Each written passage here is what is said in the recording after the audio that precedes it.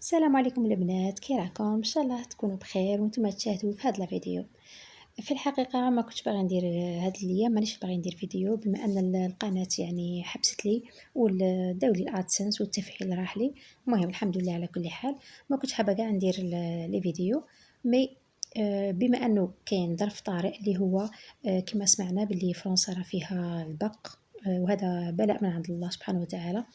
ان شاء الله ربي يرفع عليهم البلاء، وإن شاء الله ربي يرفع البلاء والغبينة على كل المسلمين ويشافي كل المرضى.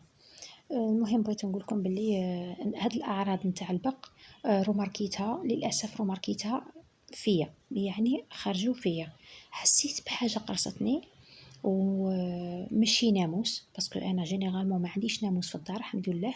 مالغري عندي بتي جاردان فيه يعني شجور وفيه بصح ما عنديش الناموس، باسكو انا دايره في التواقي وفي الاخر دايره الموسيكور، وتاني ندير لاباري تاع الناموس. دائما انا ندير لاباري تاع الناموس عندي في كل غرفه، ندير فيها لاباري تاع الناموس. فما عنديش ندير تاني هذاك الفليت تاع الليم وتاع، دونك ما عنديش ناموس الحمد لله. يجي هكا دي فوا هكا ناموسات هكا حاجه خفيفه ما يعاود يروحوا ما يبقاوش. دونك ما عنديش الناموس داك اللي يقرص ولا اللي يدير المارات ولا لي طاش غوج وكلش.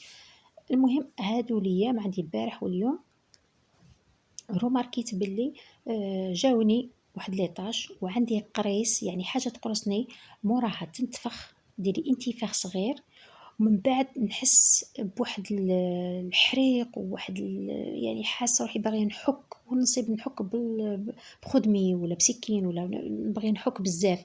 وللاسف هذا المشكل كي شفته في اليوتيوب شفت في لي فيديو، لقيت باللي القرصه تاع البق دير كيما هكا.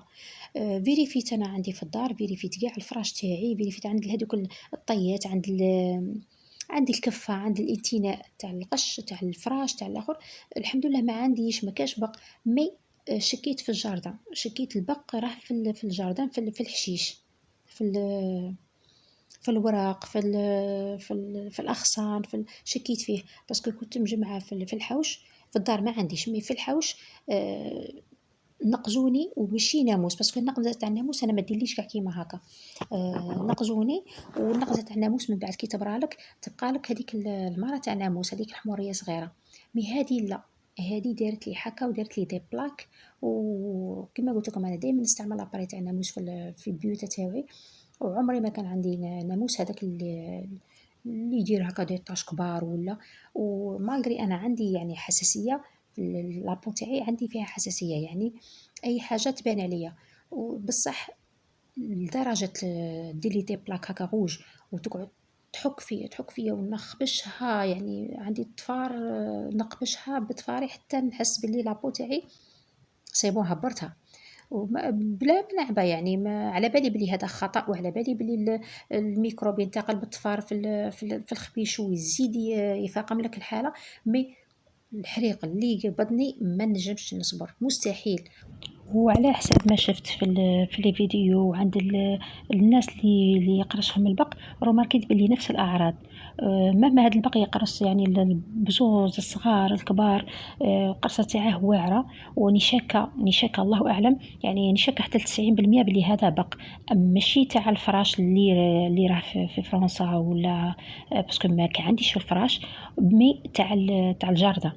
وانا عندي ديجا دي فوا نشوف هكا حشرات ولا في الجاردان ما يقرصونيش، عمرهم ما داروا لي هذا المشكل، سي لا بروميير فوا. على هذه بغيت نقول لكم بلي ممكن جدا تاني احنا راه عندنا باسكو ينتقل بسهوله، والبيض تاعه يتوالد بسرعه، سريع الانتشار ويسكن. ممكن يسكن في الفراش، ممكن يسكن في الحشيش، في لي جاردان، في الورق، في الاغصان.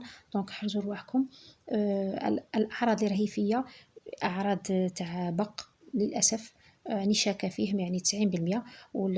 الحريق تاعه يخليك تخبش. شوفوا أنا يدي تاع يدي يعني شوف كي رديتها بالخبيش بلا ما نفيق لا غالب.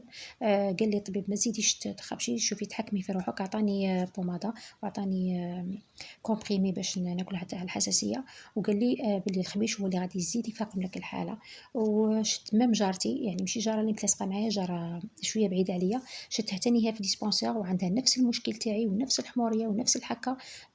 وهي تاني راهي شاكه في البق، دونك البق تاني هنا راه كاين الله اعلم، يعني ماشي سيغ مي الاعراض تاوعه متشابهه الاعراض اللي شفتها اللي راهم في فرنسا. هي الحاله تاع اليد تاعي راهي كتر يعني تجي حموريه وانتفاخ، يعني بلاكه حمراء ومنتفخه وفيها الحكه.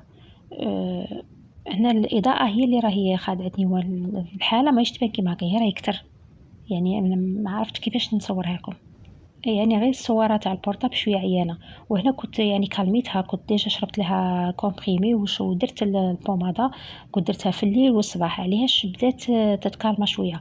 اما كنت تشوفوا كنت صورتها لكم النهار الاول كانت باينه بزاف ومنتفخه، سورتو النهار الاول باينه ومنتفخه، وطول الحاله تاعها يعني تقعد حتى 3 ايام وهي دائما فيها الحريق. وراه قارصني، يعني راه بهدلني، قارصني في يديا في رجليا. مانيش عارف كيفاش قعدت في الحشيش ولا ما على باليش. المهم انا الحاله تاعي اليوم راهي الحمد لله. درت لكم هذا الفيديو غير باش نوضح لكم هذه الامور، بغيت نقول لكم باللي راه سريع الانتشار، ممكن يجي عندنا وعندكم وعند اي واحد في اي لحظه.